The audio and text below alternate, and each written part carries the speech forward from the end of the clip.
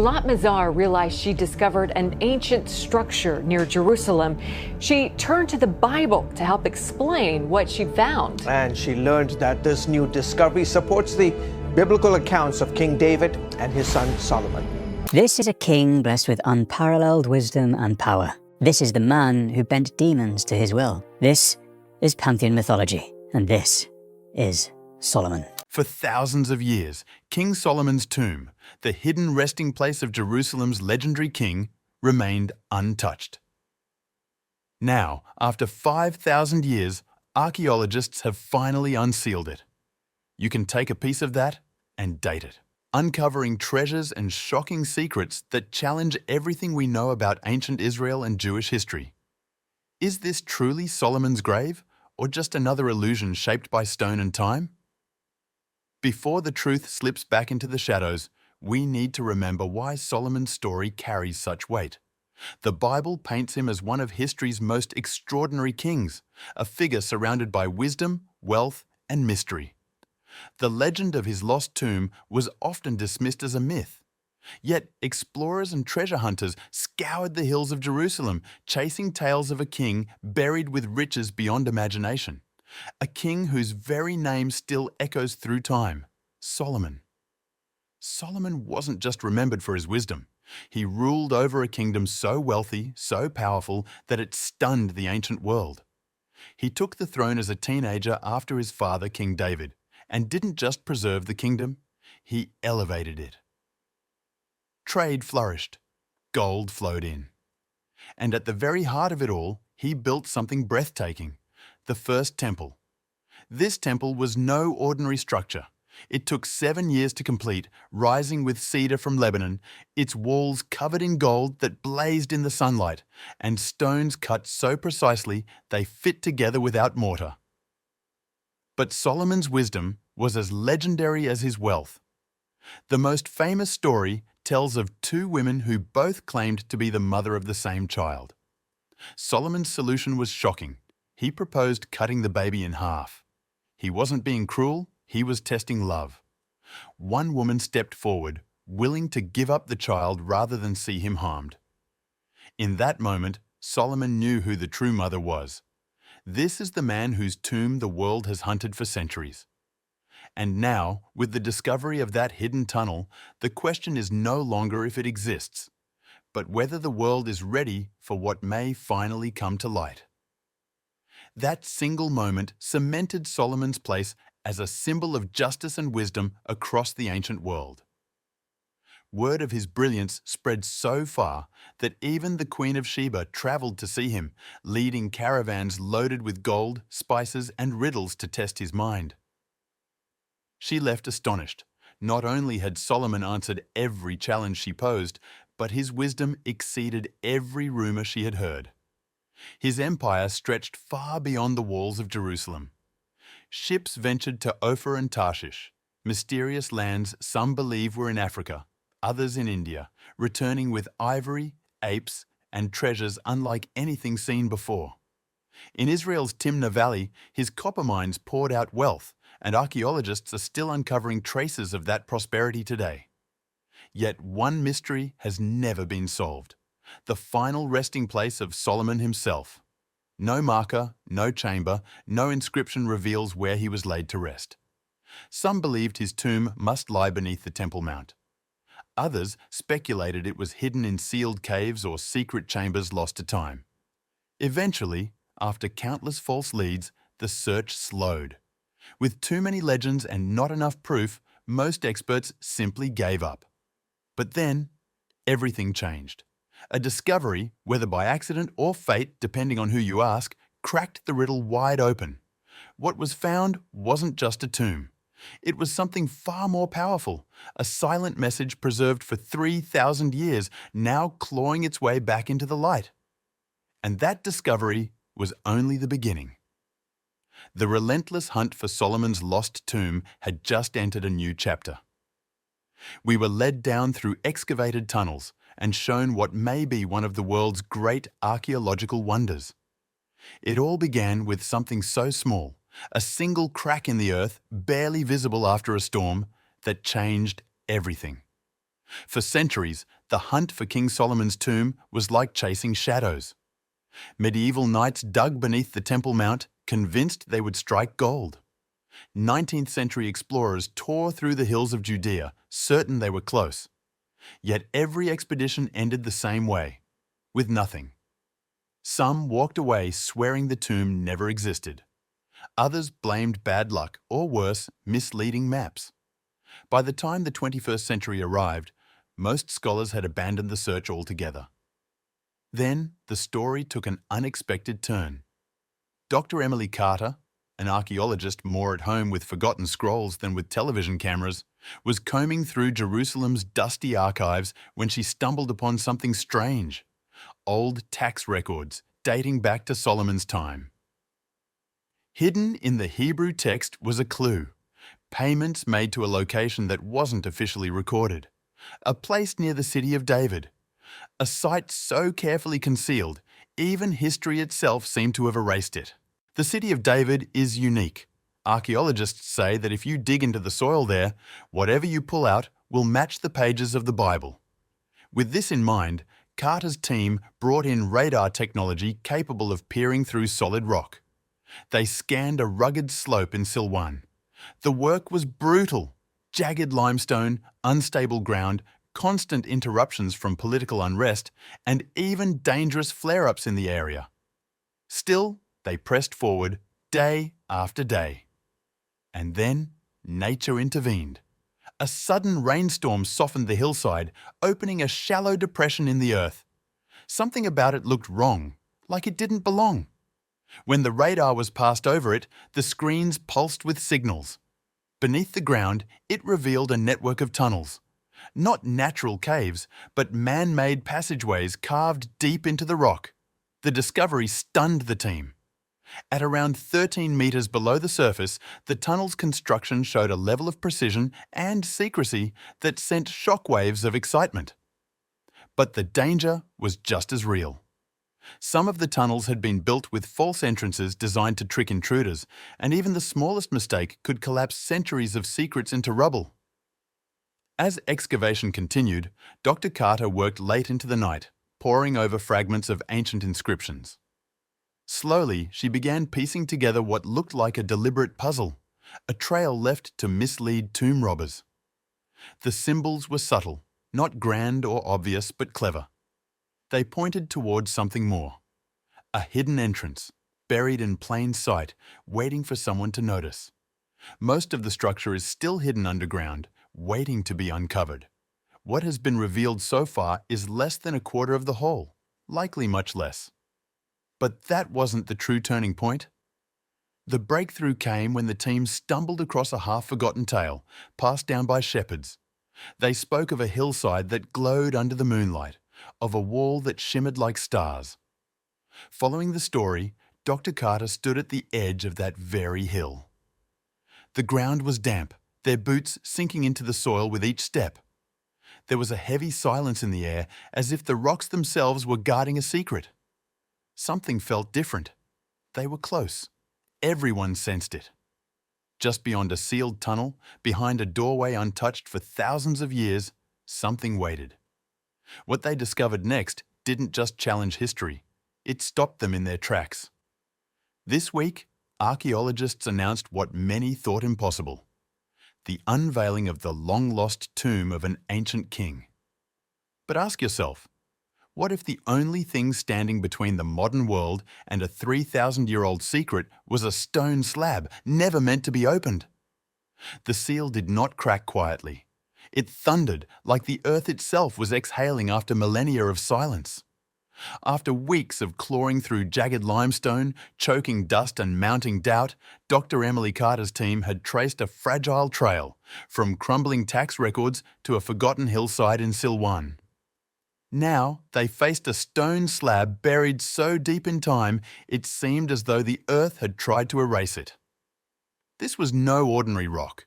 It was a barrier, a warning, and a puzzle all in one. Breaking through it wasn't as simple as pushing or chiseling.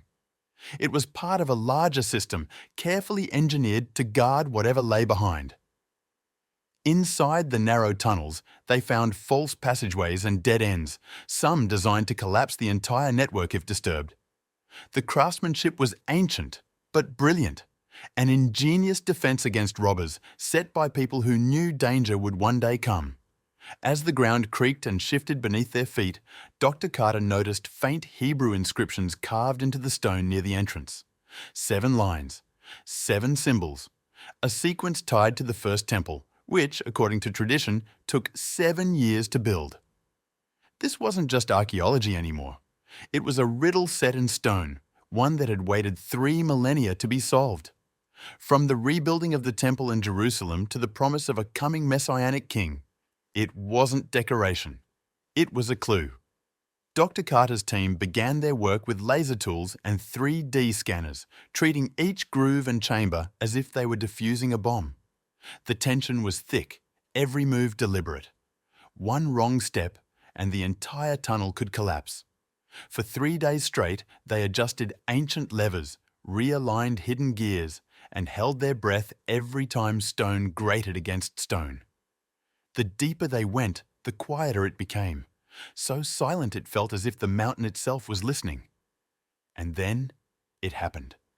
A heavy snap, a low rumble, dust falling from the ceiling. The massive slab began to shift, not smoothly, not quickly, but just enough to reveal a thin, black slit into the unknown. The team froze, staring into the void. No sound came out, no breeze stirred. Only cold air and pure darkness seeped through. Cameras captured the moment as Dr. Carter raised her hand, signaling silence. No one moved. No one dared to speak. This was it. The first breath of a story untold for thousands of years. But what lay inside was far more than anyone expected. Because when the beam of a flashlight finally struck something glimmering inside, time seemed to stop. No talking, no breathing. Just the shock of realizing they weren't chasing a myth anymore. They were standing inside it. Deep beneath the city of David, in a sealed chamber untouched for millennia, the team stood shoulder to shoulder, flashlights trembling in their hands. And what the light revealed was not rumor, not folklore, but treasure. Gold, stacked and piled as if waiting for this very moment. Along the chamber walls, golden vessels gleamed, their surfaces etched with ancient Hebrew inscriptions that shimmered like they'd just been polished. The air itself carried history. It smelled of thyme, resins, spices, an earthy sweetness that clung to every breath. And at the far end of the chamber, rising tall and unshaken, stood a 7-branched menorah. Its weight, its curves, its base, everything matched the descriptions of the menorah from Solomon's first temple. But this wasn't a replica. This was real, possibly original. And it was only the beginning. Everywhere they turned, the chamber whispered stories, waiting to be told. Faded fragments of silk, fragile but unmistakable, hinted at trade routes that stretched all the way to India.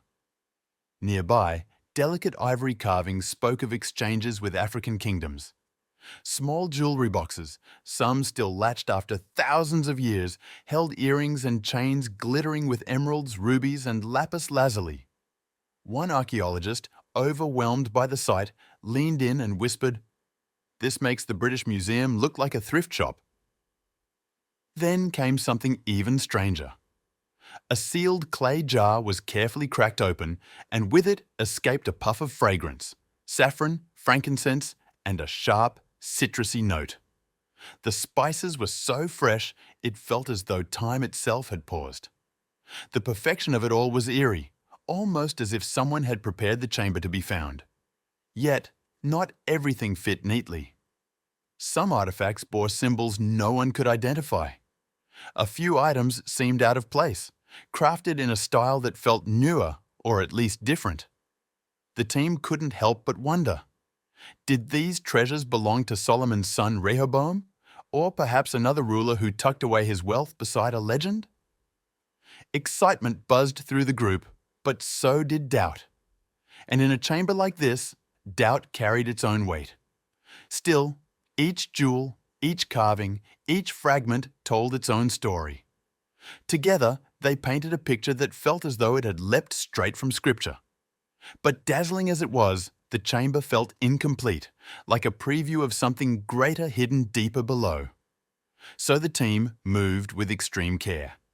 Laser scanners mapped every surface. Nothing was touched without documentation, because here, one slip of the hand could erase what the desert had preserved for centuries. Among the finds were fragments of a biblical scroll, echoing discoveries made in Israel's desert caves. The menorah alone had the potential to rewrite what historians believed about the First Temple.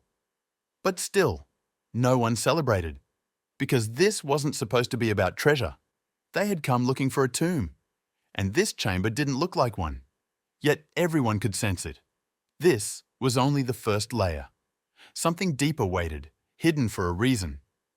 The strange symbols, the inscriptions that defied explanation, they were the real key. The gold was breathtaking, yes, but the writing on the walls, that's what truly stopped them in their tracks. And as the wonder of the treasure chamber settled in, Dr. Carter's team turned their attention towards something far stranger still. But hidden among the treasures were objects Israel hadn't seen in more than half a century, biblical relics thought lost to time. By the flicker of torchlight, the team noticed markings carved deep into the stone. They weren't just decorations, they seemed to hum with meaning. At the very center was a star-shaped seal, sharp and deliberate, almost identical to the one described in ancient writings as the Mark of Solomon.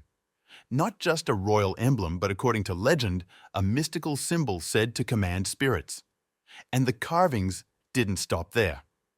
Geometric lines spread across the stone, some simple, others curling into spirals and angles so precise they looked like blueprints. One archaeologist leaned closer and whispered, "This isn't just temple measurements. This is math on another level."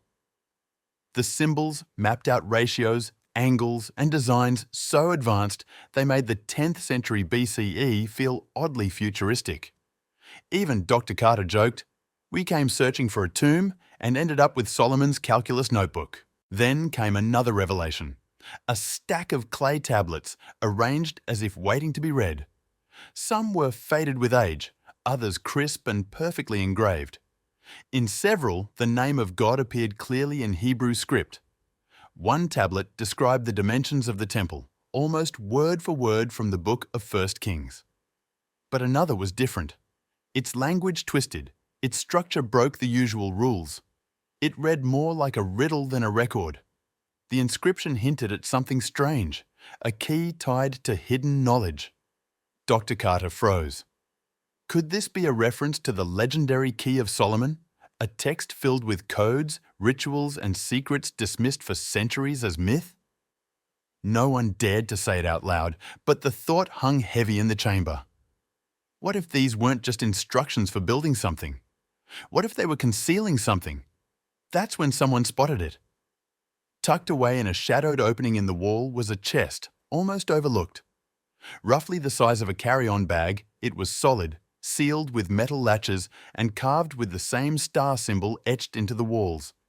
It had no hinges, no visible locks. Yet, as the team gathered around, the air itself seemed to shift. No one reached out. No one dared touch it. Opening it felt dangerous, too dangerous. But the temptation was impossible to ignore. Could this be where Solomon hid his greatest secrets? Could it even point to the Ark of the Covenant? Or would it only open a door to even deeper mysteries? And just as the team debated, something else caught their eye. A detail in the carvings, one that didn't belong. A symbol that looked out of place, almost out of time. That was the moment everything shifted. The discovery was no longer just about treasure. It triggered what would soon become a full-blown academic firestorm. As Dr. Carter put it, we're on the edge of finding something very, very important here. It wasn't the chest, the rumored treasures, or even a menorah that shook the world. It was a sentence carved into stone like a voice breaking through from the grave. The inscription read, "Only because the blood of David flows through your veins as well as through mine, I grant you your life." but I banish you from Israel forever." It stopped the team cold. The words didn't just sound like a royal decree. They carried the weight of Solomon himself. As the team finished studying the star-shaped carvings, another detail appeared. Along the tomb's eastern wall, faint in the flickering torchlight, were 5 short lines of ancient Hebrew. Time had worn them smooth, but the letters remained sharp enough to send a shiver through the chamber. They read, "May wisdom guide my hand, as stars guide sailors." The line struck everyone deeply, not just because it echoed the style of Proverbs, but because it felt personal.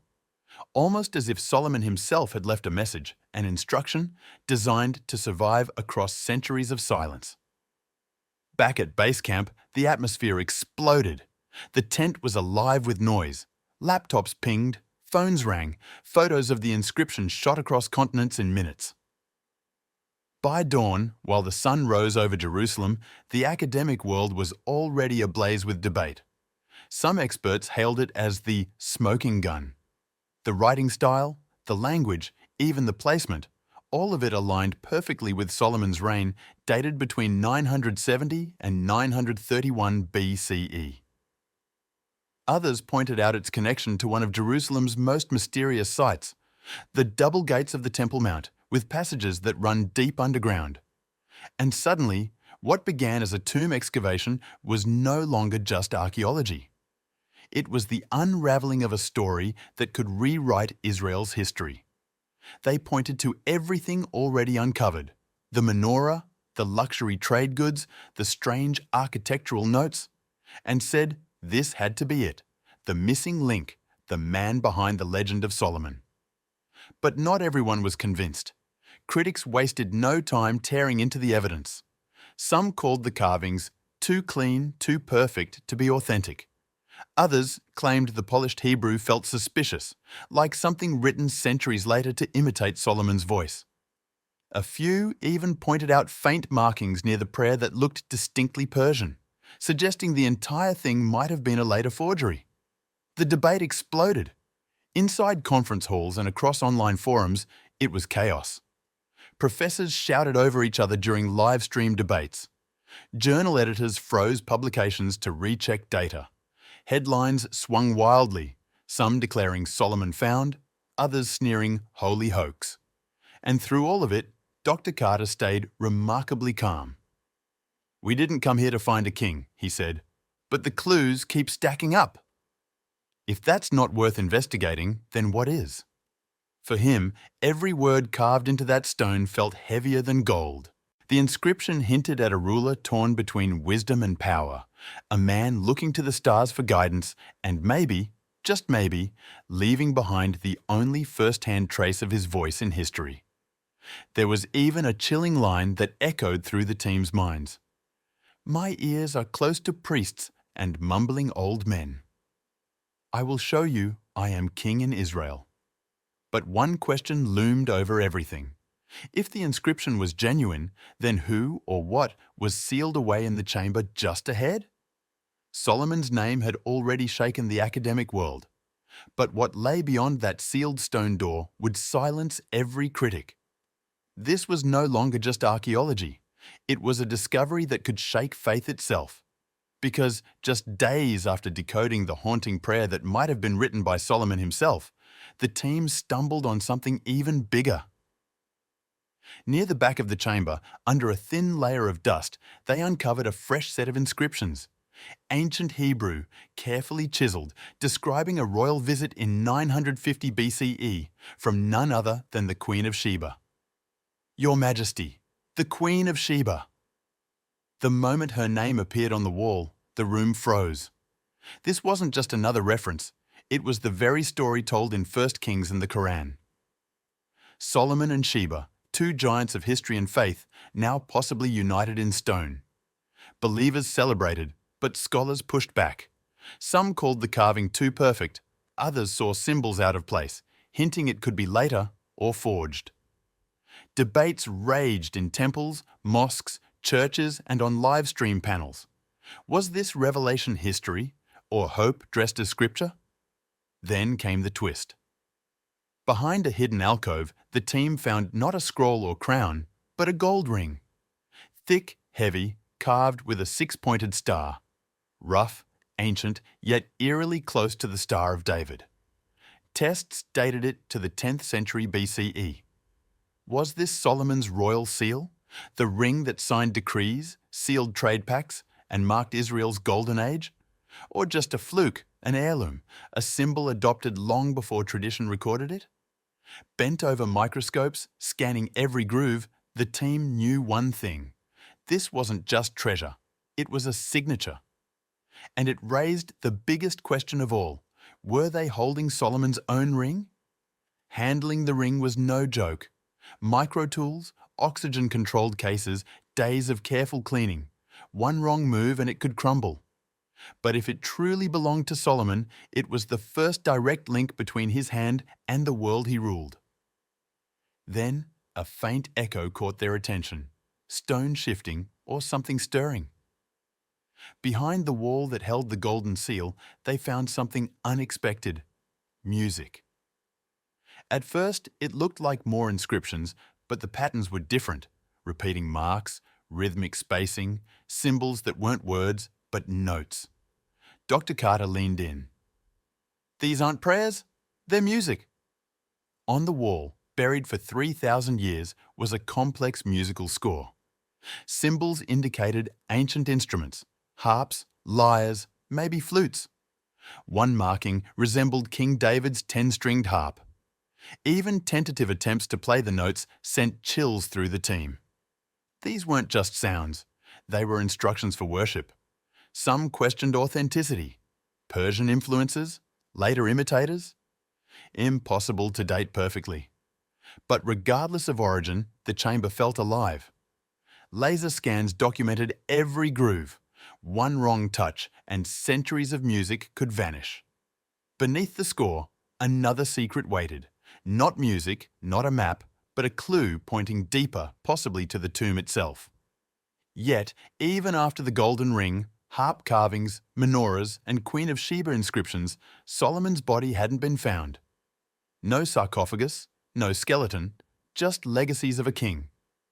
The sign screamed Solomon, but without a body, it was like finding the crown with no king. AI scans hinted at hidden chambers and geometric lines beneath the bedrock, but excavation is impossible near the Temple Mount without political and religious clearance. So the team waits. Solomon's final resting place remains hidden, but the ground isn't silent. And somewhere in that darkness, he might still be waiting.